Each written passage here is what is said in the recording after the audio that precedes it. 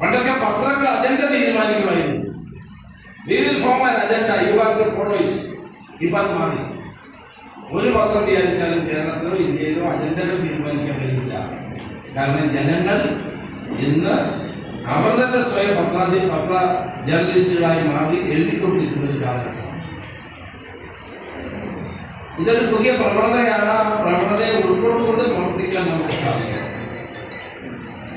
അപ്പൊ ഇന്ന് ഓൺലൈൻ മാധ്യമങ്ങൾ ഏറ്റവും കൂടുതൽ ഇന്ന് ഓൺലൈൻ മാധ്യമങ്ങൾ എത്ര ഉണ്ടെന്ന് ചോദിച്ചാൽ കേരളത്തിൽ 1 ലക്ഷമില്ല. ഓൺലൈൻ മാധ്യമങ്ങൾ ഞാൻ ഒരു ലിസ്റ്റ് എടുക്കാൻ നോക്കി. ഓൺലൈൻ മാധ്യമങ്ങൾ 1 ലക്ഷമില്ല. 10, 500, 700 ഒക്കെയാണ് അതിൻ്റെ എണ്ണം. ഓരോരുത്തരും ഓരോ ഓൺലൈൻ മാധ്യമങ്ങൾ നടത്തുക. അപ്പൊ അത്ര വളരെ വിപുലമായ സാധ്യതകളുള്ളതാണ്. അത് നല്ല ശതമാനം പത്രങ്ങൾക്കും അഡ്വർടൈസ്മെന്റ് കിട്ടാറുണ്ട്, ലീഡർഷിപ്പ് ഉണ്ട്. സ്ഥിരമായി എന്നെ ഇന്റർവ്യൂ ചെയ്യുന്ന ഒരു ഓൺലൈനാണ് വയർ സ്വാഭാവികം.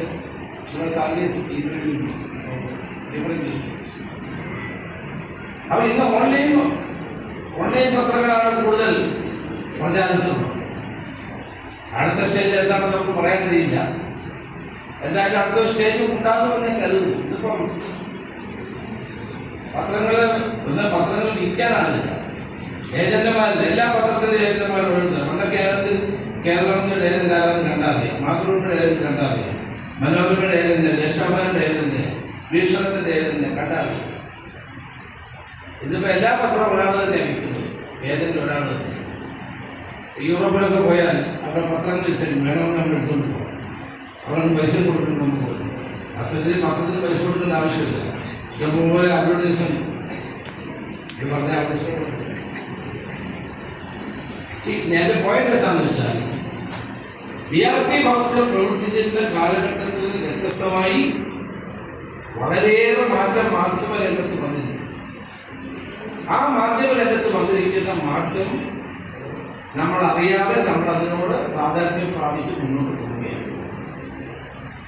എന്നാലും ക്രെഡിബിളായിട്ടുള്ള ഞാൻ ഈ സിവിൽ സർവീസ് പരിശീലനം എഴുതുക അവരെല്ലാം ഡിപ്പെൻഡ് ചെയ്ത് ഹിന്ദുവിൻ്റെ എഡിറ്റ് പേജ്. ഹിന്ദുവിൻ്റെ എഡിറ്റ് പേജ് മാത്രം പുസ്തകമായിട്ട് ഇറക്കുന്നു. സിവിൽ സർവീസ് എഴുതുന്ന കുട്ടികൾ ഏറ്റവും കൂടുതൽ ഡിപ്പെൻഡ് ചെയ്യുന്നത് ഹിന്ദുവിൻ്റെ എഡിറ്റോറിയൽ പേജാണ്. അപ്പോൾ അതെന്താണ്, അതിന് ക്രെഡിബിലിറ്റി ഉള്ളതുകൊണ്ടല്ല. ക്രെഡിബിലിറ്റി കാത്തു സൂക്ഷിക്കുകയാണെങ്കിൽ ഇപ്പോഴും മാധ്യമങ്ങൾക്ക് പ്രസക്തിയുണ്ട്, പത്രങ്ങൾക്ക് പ്രസക്തിയുണ്ട് എന്നുള്ളതിൻ്റെ ഏറ്റവും വലിയ സൂചനയാണ്. അപ്പൊ VIP പോലുള്ള ആളുകൾ സത്യസന്ധമായ പത്രപ്രവർത്തനം നടത്തിയ ആളുകളാണ്. അവർ ജനങ്ങൾക്ക് വേണ്ടിയാണ് പ്രവർത്തിച്ചത്. അതാണ് ഏറ്റവും പ്രധാനം. സത്യം ജനങ്ങളോട് വിളിച്ചു പറയുമ്പോഴാണ് പത്രപ്രവർത്തകൻ നീതി കാണിക്കുന്നത്. ഫോർത്ത് എസ്റ്റേറ്റ് ആണ് ജനാധിപത്യത്തിന്റെ ഏറ്റവും ശക്തമായ, ജനാധിപത്യത്തിന്റെ നിലനിൽപ്പിന് ആവശ്യമായ ഒരു ഘടകമാണല്ലോ മാധ്യമം എന്ന് പറയുന്നത്. അതാണ് അതിന്റെ ഫോർത്ത് എസ്റ്റേറ്റ് എന്ന് പറയുന്നത്. തന്റെ സ്വന്തം ഗവൺമെന്റിനെ തൂലികാനാമത്തിൽ വിമർശിച്ച ഒരു പ്രധാനമന്ത്രി രാജ്യത്തുണ്ടായിരുന്നു. തന്റെ ഗവൺമെന്റിനെ മറ്റാരും വിമർശിക്കാത്തപ്പോൾ തൂലികാനാമത്തിൽ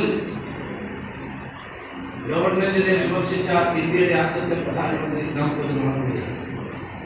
തന്നെ പറ്റി വിമർശനാത്മകമായി കാർട്ടൂൺ വരച്ച കാർട്ടൂണിസ്റ്റ് ശങ്കരെ വിളിച്ച് ബ്രേക്ക്ഫാസ്റ്റ് വിളിക്കുന്ന ഒരു പ്രധാനമന്ത്രി നമുക്കുണ്ടായിരുന്നു. അതാണ് നമ്മുടെ പാരമ്പര്യം. ആ പാരമ്പര്യം നിലനിർത്തിക്കൊണ്ടുപോകാൻ നമുക്ക് കഴിയുന്നുണ്ട്. സത്യസന്ധമായ മാധ്യമ പ്രവർത്തകർക്കുണ്ടോ? സത്യം വിളിച്ചു പറയുന്ന എത്ര മാധ്യമ പ്രവർത്തകന്മാരുണ്ട്? ഭയകൗടില്യ ലോഭങ്ങൾ വളർത്തില്ലൊരു നാടിനെ എന്ന് പറഞ്ഞ സ്വദേശാഭിമാനി രാമകൃഷ്ണപിള്ളയുടെ നാടാണിത്. ഇന്ന് ആ പാത പിന്തുടരാൻ നമുക്ക് കഴിയുന്നുണ്ട്. VIP പോലെയുള്ള ഏതാനും വളരെ എണ്ണി പറയാൻ കഴിയുന്ന ആളുകൾ ഒഴിച്ചാൽ അത്തരം നടപടികൾ, അത്തരം വീഥികളിലൂടെ സഞ്ചരിക്കാൻ നമുക്ക് കഴിയുന്നുണ്ടോ എന്ന് പരിശോധിക്കും. ഞാൻ വാക്ക് നിർത്തുന്നു. VIP ഒരു അത്ഭുതമായിരുന്നു. ഇത്രയും വലിയ തോതിൽ ഇന്ത്യയിലെ വിവിധ മാധ്യമങ്ങളിൽ ഏറ്റവും സുപ്രധാനമായ ഉത്തരവാദിത്തങ്ങൾ നിറവേറ്റി അവസാനം കേരളത്തിൽ വന്ന് കേരളത്തിലെ ദുരിതത്തിൽ അപ്രത്യക്ഷനായി ചെന്നൈയിൽ പോയി മഴയൊക്കെ ഉണ്ടായിരുന്നു. ചെന്നൈയിൽ പോയി അവിടെ നിന്ന് ഇടയ്ക്കിടയ്ക്ക് ഇങ്ങോട്ട് വന്ന് പ്രസ് ക്ലബിലെ പരിപാടികളൊക്കെ പങ്കെടുക്കുന്ന അദ്ദേഹത്തെ ഞാൻ ഓർക്കുന്നു. അദ്ദേഹത്തിൻ്റെ ഓർമ്മകൾക്ക് മുമ്പിൽ ആദരാഞ്ജലി അർപ്പിക്കുന്നു. നമസ്കാരം. ജയ്.